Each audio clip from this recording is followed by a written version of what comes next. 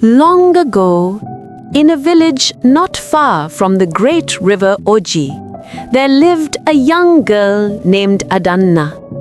She was known for her beauty, her bright eyes, and her gentle heart.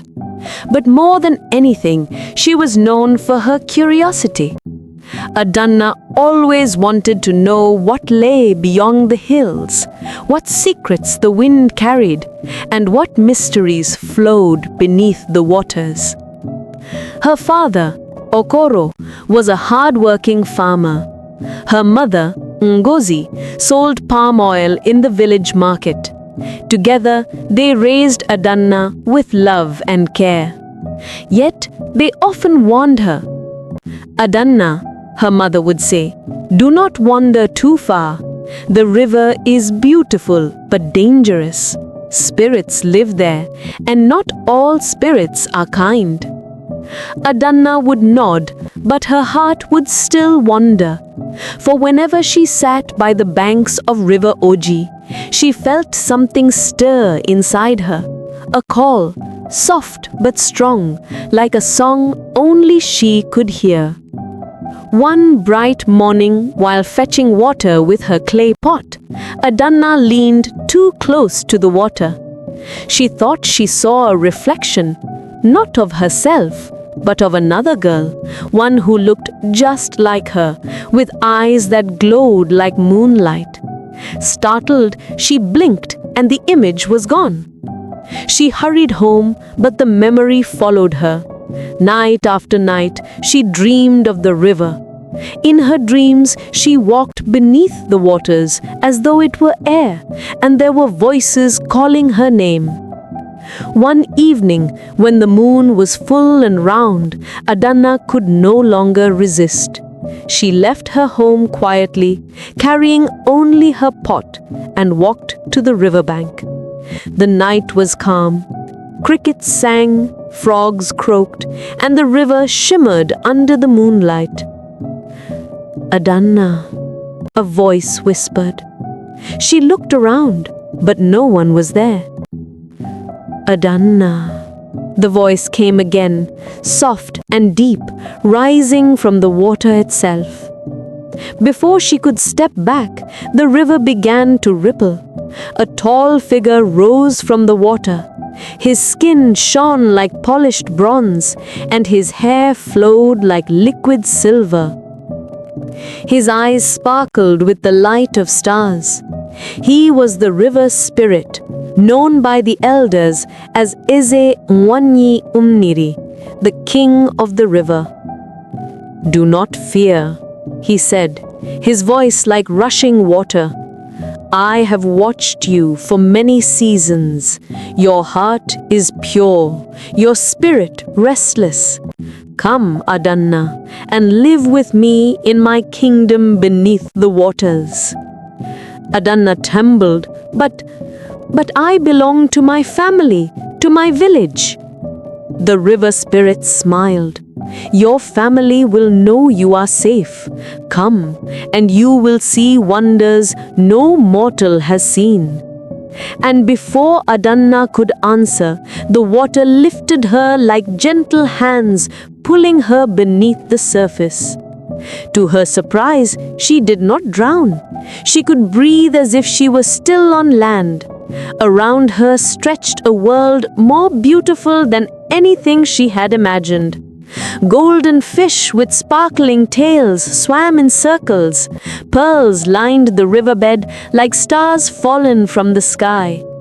Tall palaces of coral and crystal gleamed in the deep. The river spirit led her into a grand hall where the walls shimmered with light and music floated like perfume in the air. Other water spirits gathered, their laughter bubbling like streams. Days turned into weeks, and weeks into months. Adanna lived in the river palace, clothed in garments of woven seaweed and crowned with shells. She danced to the music of flowing waters and feasted on fruits sweeter than honey. But as time passed, her heart grew heavy. Though the river spirits treated her kindly, she missed her father's laughter, her mother's embrace, and the simple life of her village. One day, she approached the river spirit. "Ize Mwanni Imniri," she said softly. "You have given me more than I could dream, but my heart longs for my home. Please, let me return to my family." The river spirit's smile faded. His eyes darkened like storm clouds. "Adanna, you chose to come here. This is your home now."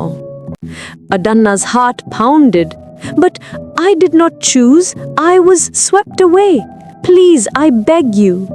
The river spirit studied her for a long moment, then sighed. "Very well, but if you leave, you may never return. Think carefully." Adanna closed her eyes, and she saw her mother's face. She heard her father's voice calling her name. Her decision was clear. "I want to go home." The river spirit lifted his hand. The waters swirled, pulling Adanna upward. She rose higher and higher until she broke the surface of River Oji. When she stumbled onto the shore, the sun was rising. She looked down at herself. Her river garments were gone. She wore only the simple wrapper she had left home in. It was as though no time had passed. But when she ran to the village, she realized everything had changed. Her parents were older, their hair touched with gray. Children who had once been toddlers were now strong young men and women.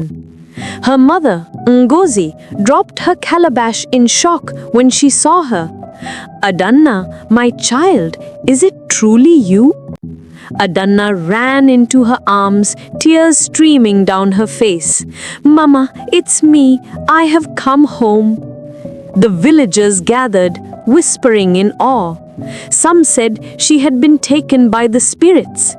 Others said she had been lost to the forest. But all agreed it was a miracle. From that day, Adanna never went near the river again. She learned that some mysteries are better left alone, and that love and family are worth more than the greatest treasures beneath the waters. And so the elders say, curiosity is a fine traveler, but it must know when to rest. The heart that wanders too far may lose its way home. That is the story of the girl who lived with the river spirit.